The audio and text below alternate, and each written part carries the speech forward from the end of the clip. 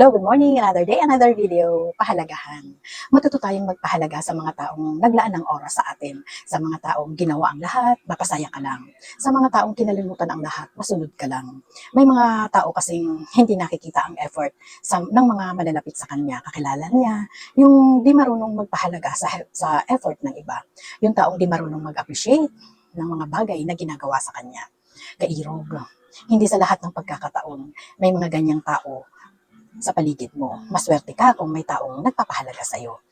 Kahit hindi mo masuklian ang mga ginawa niya para sa'yo, at least man lang ma-appreciate mo or i-acknowledge mo yung mga bagay na ginagawa niya para sa'yo.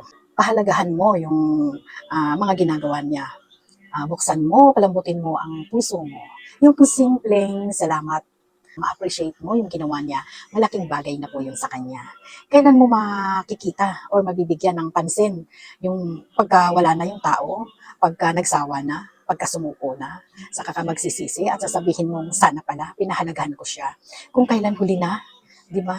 Kagaya mo, tao din yan, napapagod, nagsasawa. Kaya hanggat nandyan, matuto kang pahalagahan mo yung mga ganitong sitwasyon. Huwag mong antayin na mawala, saka ka mamulat kung kailan wala na. Kahit maglupasay ka pa dyan, huli na, wala nang magagawa. Kaya habang nandyan pa, accept it. Pahalagahan mo. Ipakita mo sa kanya na natuwa ka at na-appreciate mo yung mga bagay na ginagawa niya. Magpasalamat ka. Huwag mong antayin na kung kailan wala na, saka mo ma-realize ang kahalagahan niya para sa'yo. Kasi mahirap po, sabi nga nila, huli na ang pagsisisi. Pero pwede naman natin pong baliktarin yun, di po ba? Pwede natin baliin yung salita na yun. Na hanggat maaga pa, para di ka magsisi, gawin mo na.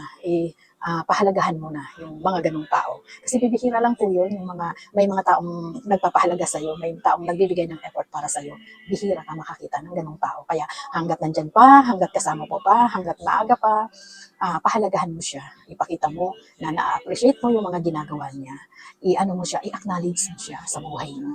Ito ba? Yun lang mga kairog. Sana makatulong ang video na to. Have a nice day ahead. God bless. Follow for more. Thank you for following. Sa mga nag-follow na, sa mga hindi pa, please follow.